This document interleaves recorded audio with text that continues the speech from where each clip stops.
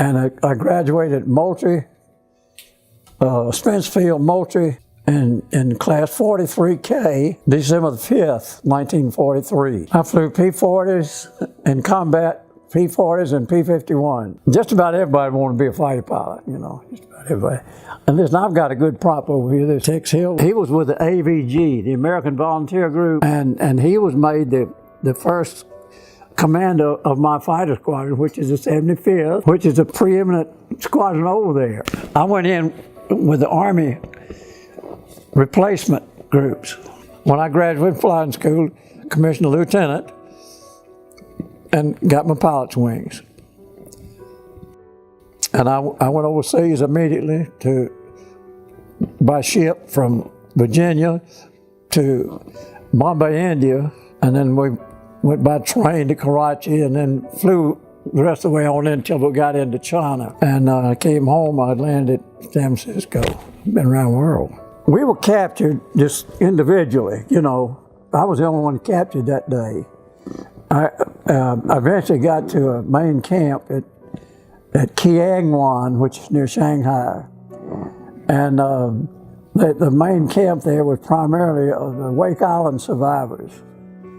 And the North China Embassy, they kept, the whole embassy was that, they captured the whole embassy just intact, never fired a shot. The whole camp was about 1,100 people. And the airmen made up, there was about 8 airmen there before we got there. And when I got there, we met 3 other guys that were already, that got there the day before. It was on New Year's Eve of 1944. And there was 3, crew off of B-29, three guys. And then there was 6 of us that had been picked up, and we're coming out of solitary confinement. And we met them, we started out with 9 and they added 2 until we got up to like 17. We had 5 enlisted men and 12 officers.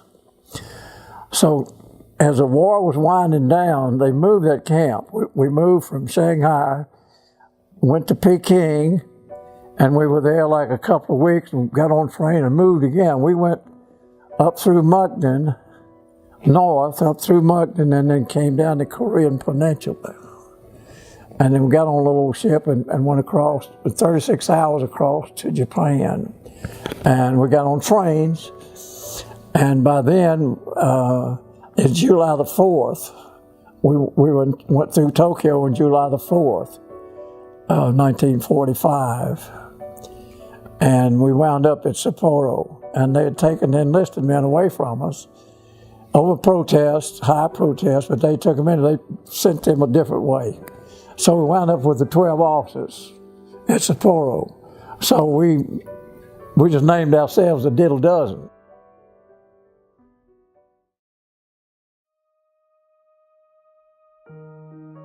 Solitary confinement. For 2 months. Lousy. I couldn't sleep for the lice crawling on me. And it was horrible. Just almost nothing to eat, you know, just.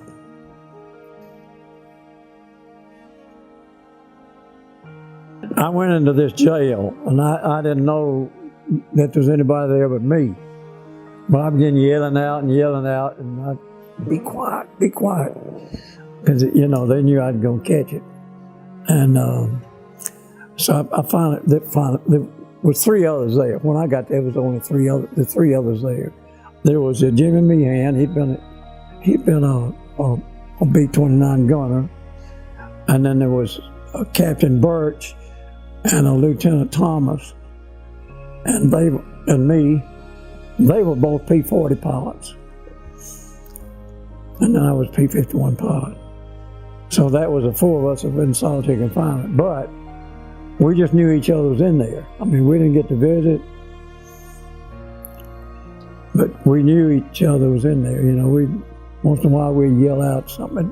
Don Watts was on a transport plane, and he was on his way home, and the plane was going to deliver supplies to Chinese that night, and he said, I'm going on that last mission.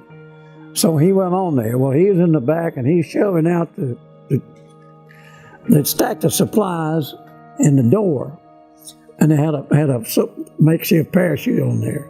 And he was to shove them out as they went over the drop zone. He'd shove them out.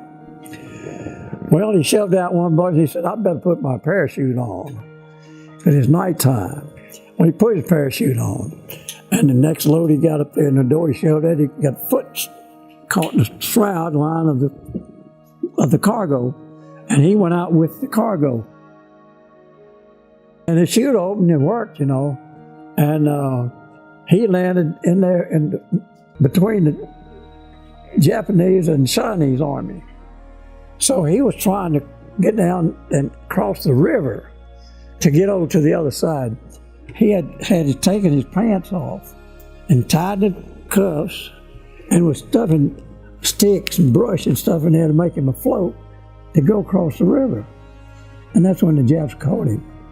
He had 13 bayonet wounds in his body. Of course, they didn't hit anything vital. I had one guy, Clota, who cut his leg off. He got shot through the leg, and when he got out of his plane, finally, he hit so hard, he had a compound fracture, his bone was sticking out. The guard, the soldiers that picked him up, they just cut his leg off right there, and him begging him not to. And they finally got him to see a Jap doctor, and it healed up okay, but he'd lost it. He had about that much left, you know, about that much left. But he was a tough guy. He was a Polish guy, and he was a Detroit city policeman before the war. Harold J. Clota. He died of alcoholism at a young age. The youngest one of our bunch was Sam Chambliss. He had been worked for a newspaper before going into service, and he was a cartoonist. He drew a cartoon of me. Well, not a cartoon, but a facsimile. He drew one of all of us, and he died of alcoholism early. This is Tommy. He was one of the first ones. He was one of the in solitary confinement when I got there. He had a cell right across the thing from me. Our cells faced each other, but they were solid. All we had was just a slit that you could look out. You know, you couldn't. The walls were masonry, see, and the wood was solid wood door. And that's Tommy. He's from Gracie, Kentucky. He died at a very young age with heart trouble. I think it was like 43 or something like that. And he had a child born that he never saw. We didn't get out until September the 16th. The atomic bombs were dropped on August the 6th and the 9th. And that they stopped right there on the 9th. Accepted our terms. One thing they had to do was take all the propellers off of every airplane, Japanese, so some nut couldn't run out there and get in one and, yeah. So they had them remove the propeller from all planes. I thought that's kind of odd, but I can see now that it was a well thought out deal.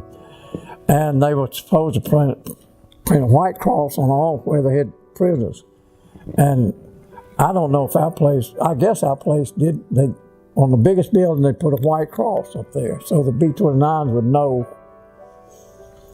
where they were. But we didn't get any supplies dropped to us, but nearby there was a bunch of supplies, and Jeff sent trucks over there and hauled supplies to us.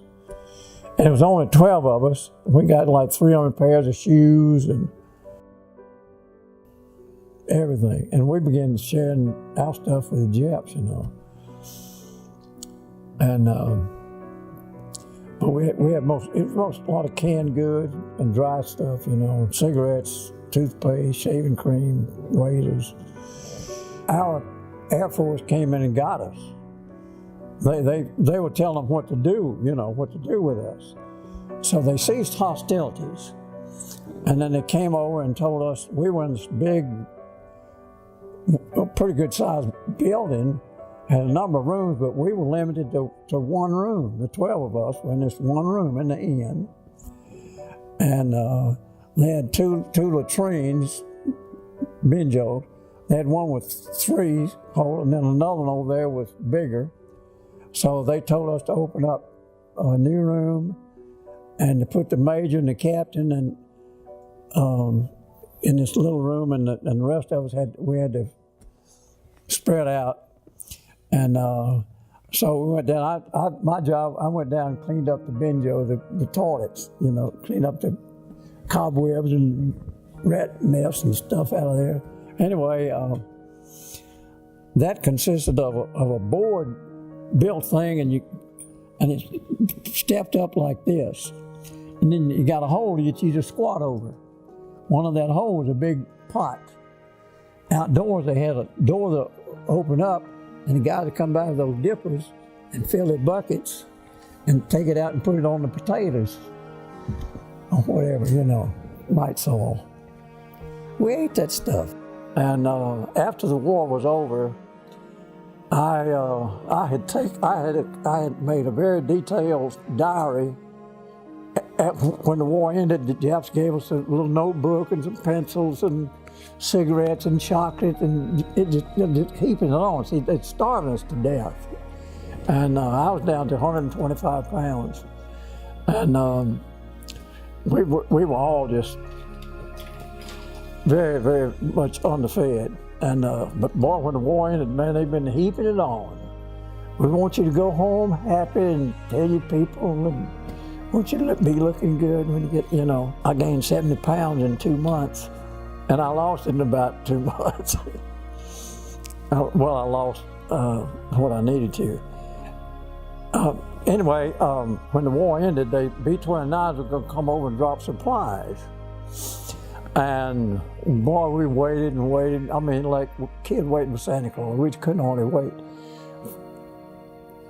But it never came over. Next day, the plane came over, and he dropped a note out of this B-29, and he wrote it out on a navigation chart. And they had a sail, a red sail. They had it weighted with a wrench, and they dropped it out of this B-29. Of course, that sail was, the weight brought it down, and the note was tied in a rope there, and the Japs picked it up and brought it to us.